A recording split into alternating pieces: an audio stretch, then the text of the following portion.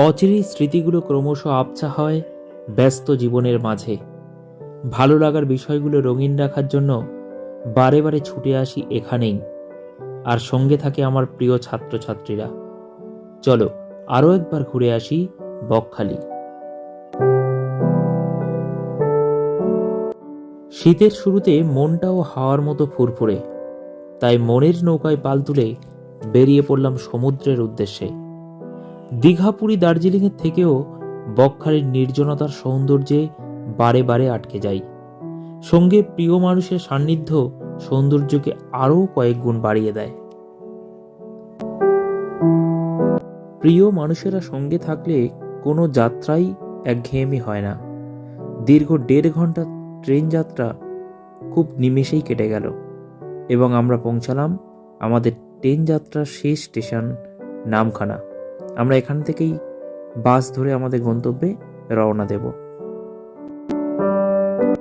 মজা হুল্লোড়ের মধ্য দিয়ে আমরা আমাদের গন্তব্যের অর্ধেকটা পথ চলে এসেছি। আর মাত্র 1 ঘন্টার বাস যাত্রা, কিন্তু এই 1 ঘন্টা সেটাও কি একঘেয়েমিতায় কাটবে? সেটা কখনোই না। আমরা এই 1 ঘন্টা নিজেদের মতো আনন্দ, গান, উল্লাস এগুলো নিয়েই কাটিয়েছিলাম এবং এই 1 ঘন্টার বাস যাত্রা শেষ করে অবশেষে আমরা পৌঁছালাম আমাদের গন্তব্যে, অর্থাৎ বকখালিতে। আমরা একটা কাছাকাছি হোটেল নিয়েছিলাম এবং এই হোটেলে গিয়ে এক মুহূর্ত সময় নষ্ট না করে আমরা যে জন্য গভীর আগ্রহে অপেক্ষা করছিলাম সেই অপেক্ষার অবসান ঘটালাম, অর্থাৎ সবাই প্রস্তুত হয়ে বেরোলাম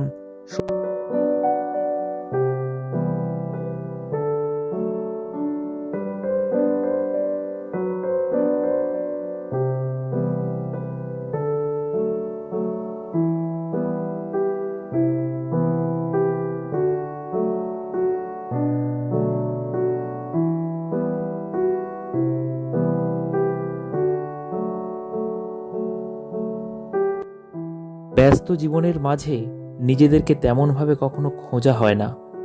তাই আজ প্রকৃতির মাঝে নিজেদেরকে মিশিয়ে খুঁজব জীবনের অন্য মানে। এই সুন্দর মুহূর্তগুলো ক্যামেরা বন্দি না করে পারলাম না। একটা সময় পরে স্মৃতির পাতা উল্টে একবার রিভিশন দিয়ে নেব এই গুরুত্বপূর্ণ মুহূর্তগুলো, যাতে করে জীবনের আবছা সময়েও একটু রঙিন হতে পারি।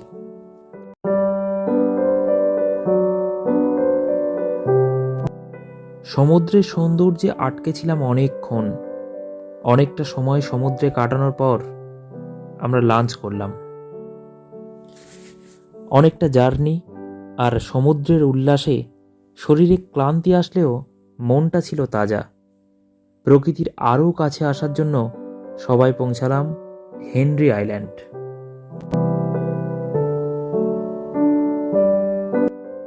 প্রকৃতি যেন নিজের সর্বস্বটা এখানে বিলিয়ে দিয়েছে। সত্যি পরিবেশটা যেন স্বপ্নের মতোই সুন্দর। এই সৌন্দর্যে নিজেদেরকে মেলে ধরে যেন খুঁজে পেলাম অন্য এক প্রাণ। কর্মব্যস্ততা, কোলাহল এবং ইট পাথরের যান্ত্রিক শহর থেকে প্রকৃতির সাথে মেশার জন্যই এত দূরে আসা। এই গোধূলি সন্ধ্যায় প্রকৃতির সবুজের মাঝে নিজেদেরকে সত্যিই হারিয়ে ফেললাম। বেকারত্বের যন্ত্রণা, পারিবারিক কোলাহলে জীবন যখন ক্লান্ত, ঠিক তখনই প্রকৃতির মাঝে নিজেদেরকে উন্মুক্ত করে 1000 বছর বেঁচে থাকতে ইচ্ছে করে।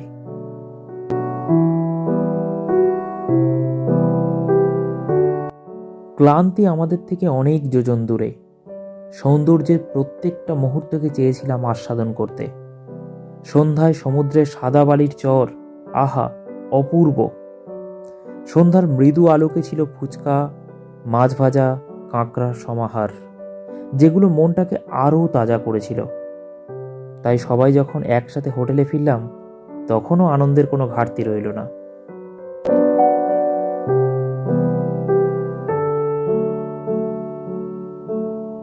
যাই হোক, আনন্দ উল্লাস শেষ করে আমরা সেরে ফেললাম রাতের খাবার। যেভাবেই তুমি সকাল দেখো না, সূর্য কিন্তু একটাই। কিন্তু সেই সূর্যটাকে যদি অনেক কাছে থেকে উপভোগ করা যায় তাহলে তার কথাই নেই। তাই বেরিয়ে পড়লাম সমুদ্র তীরে সকালের রোদ গায়ে মাখতে। জীবনে কিছু কিছু সময় আসে, তখন মনে হয় সেই ছোটবেলা আবার ফিরে পেয়েছি। হারানো শৈশব কখনো ফিরে পাওয়া যায় না ঠিকই, কিন্তু সুযোগে সেই দুরন্তপনার অভ্যাস আপনা থেকেই চলে আসে।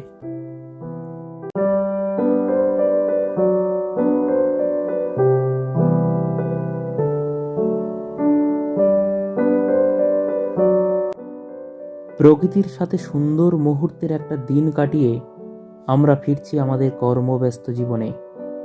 তবে যে ভালো লাগাটুকু বয়ে নিয়ে যাচ্ছি, তা আমাদের একঘেয়েমি জীবনের অনেকটা হতাশা কাটিয়ে দেবে।